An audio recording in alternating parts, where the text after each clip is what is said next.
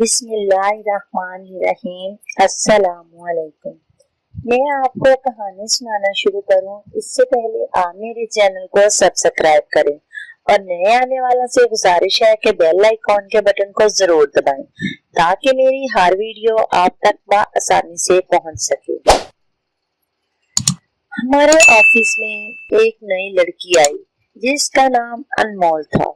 انمول بہت ہی خوبصورت تھی، سفید رنگ کے اور سفید ہی کپڑے میں، سفید برقع، سفید حجاب، سفید ہی جوتا پہنا ہوا تھا۔ انتہا سے زیادہ خوبصورت لگ رہی تھی۔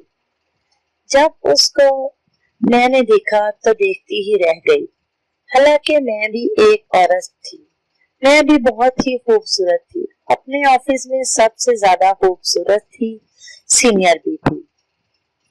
انمول کا انٹروڈکشن مجھے میرے ایک ملازمہ نے کروایا کہ یہ انمول ہے۔ میں نے کہا یہ سچ میں ہی انمول ہے۔ انمول بہت زیادہ خوبصورت لگ رہی تھی۔ انمول سے میں سینئر تھی، میں اس کو دیکھتی تو دیکھتی ہی رہ جاتی۔ اب وہ روز آفس آتی، میں اس سے دوستی کرنا چاہتی تھی لیکن وہ بہت زیادہ سنجیدہ رہتی تھی۔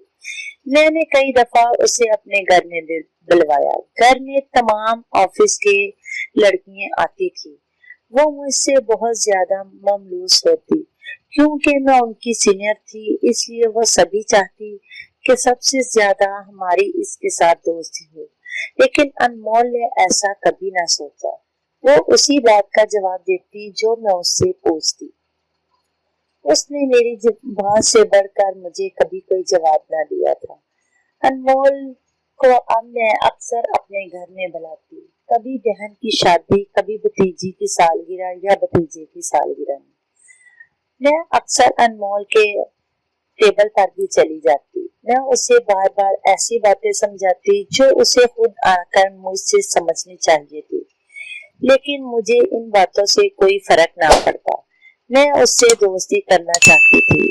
میری دوستی کرنے کی ایک خاص وجہ تھی۔ میں سوچنا چاہتی تھی، یہ جاننا چاہتی تھی کہ انمول سفید رنگ ہی کیوں پہنتی ہے۔ کسی بھی فنکشن میں جاتی، کسی پارٹی میں جاتی تو وہ سفید ہی رنگ پہنتی، جبکہ اس عمر کی لڑکیوں کو تو سرخ رنگ اور شوخ رنگ بہت ہی اچھے لگتے ہیں۔ انمول کی ابھی تک شادی نہ ہوئی تھی۔ میں نے ایک دن انمول کو اپنے گھر کھانے پر بلایا۔ انمول کی اور میری کافی دوستی ہو چکی تھی۔ میں نے انمول سے پوچھا کہ انمول، میں تم سے ایک بات پوچھنا چاہتی ہوں کہ تم سفید رنگ کیوں پہنتی ہو؟ کیا تمہیں بہت زیادہ پسند ہے؟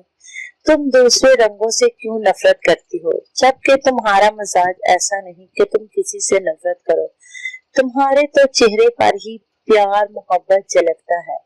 تم تو شکل سے ہی ایسی لگتی ہو جیسے دھیما مزاج اور ہر کسی سے محبت کرنے والی، تو پھر تم باقی رنگ کیوں نہیں پہنتی؟ تمہاری زندگی کی یہ کوئی خاص وجہ، یا تم نے کبھی کسی دوسرے رنگ کو پسند نہیں کیا، یا کسی نے تمہیں ایسا دھوکا دیا جس سے تم نے باقی رنگوں کو چھوڑ دیا، یا تمہاری زندگی میں کوئی ایسا واقعہ پیش آیا؟ سفید رنگ تو بوڑھوں کا ہوتا ہے یا بیوہ عورتوں کا، پھر تم کیوں پہنتی ہو؟ تو انمول نے مجھے کہا، دیدی میں تمہیں ایک بات بتاتی ہوں، یہ اس رات کی بات ہے جس رات مجھے سفید رنگ پہننے پر مجبور ہو گئی۔ وہ بہت ہی دھیمے مزاج میں بولنے لگی، اس کی آواز میں کپکپاہٹ آ گئی، جیسے اس کی آنکھوں سے آنسو جاری ہو گئے اور وہ رونے لگی۔ کہنے لگی، میں اور شہری ایک دوسرے کو بہت زیادہ محبت کرتے تھے، شہری مجھ پر جان چھڑکتا اور میں شہری پر۔ مجھے معلوم نہیں تھا کہ کبھی ایسا بھی ہوگا۔ ایک رات جب میں شہری کے پاس گئی، اس وقت مغرب کا وقت تھا، میں نے شہری کے پاس جا کر اس سے کہا کہ شہری میں کیسی لگ رہی ہوں؟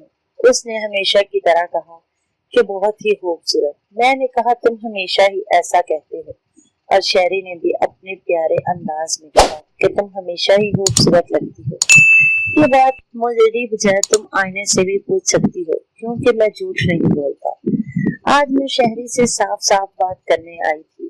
میں چاہتی تھی کہ میں شہری سے شادی کر لوں۔ میں نے شہری سے کہا، شہری دیکھو، میں چاہتی ہوں کہ ہماری اس دوستی کو اب ہم کسی اور رشتے میں بدل لیں۔ شہری نے مسکراتے ہوئے کہا، نہیں، کیونکہ ہم دونوں کا اس رشتے کے علاوہ ایک رشتہ ہے جو میں نہیں بنا سکتا۔ میں نے کہا، کیا مطلب؟ شہری نے کہا، ہم دونوں کا دوستی کے علاوہ دشمنی ہو سکتی ہے، اور دیکھو، میں تمہارے ساتھ تو دشمنی نہیں کر سکتا۔ تم انمول ہو اور میں تمہیں انمول سمجھتا ہوں۔ بہت سی لڑکیاں میری زندگی میں اور بھی آتی، دوستی کرتی، لیکن میں نے کبھی کسی پر دھیان نہیں دیا۔ تم انمول ہو، ساری دنیا سے انمول۔ انمول میں تمہیں دشمن کیسے بنا لوں؟ میں نے کہا، پلیز شہری، مذاق میں مت بات کرو، میں کچھ اور کہنا چاہ رہی ہوں۔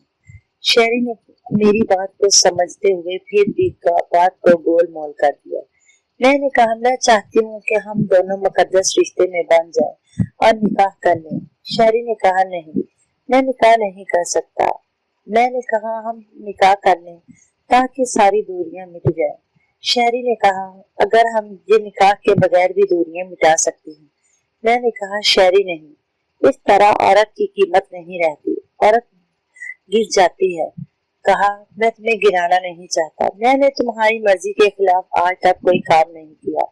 تم انمول ہو تو میں تمہیں انمول ہی رکھنا چاہتا ہوں۔